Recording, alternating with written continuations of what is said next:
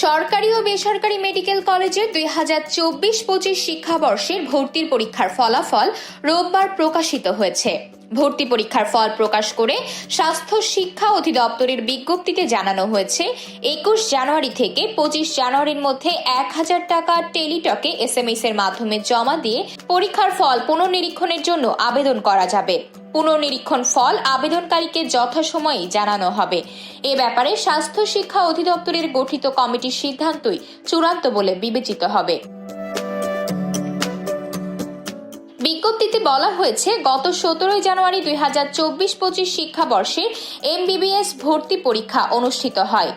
Bangladesh medical and dental council কর্তৃক প্রণীত নীতিমালার শর্ত অনুযায়ী অর্জিত স্কোরের ভিত্তিতে মেধা ও পছন্দক্রম অনুযায়ী 5372 জন পরীক্ষার্থী 37টি সরকারি মেডিকেল কলেজে ভর্তির জন্য প্রাথমিকভাবে নির্বাচিত হলো।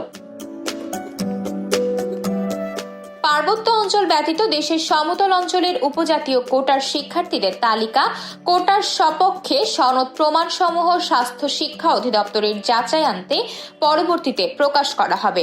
নির্বাচিত শিক্ষার্থীদের ভর্তির সময়সীমা আগামী 2 ফেব্রুয়ারি হতে 8 ফেব্রুয়ারি অফিস চলাকালীন পর্যন্ত।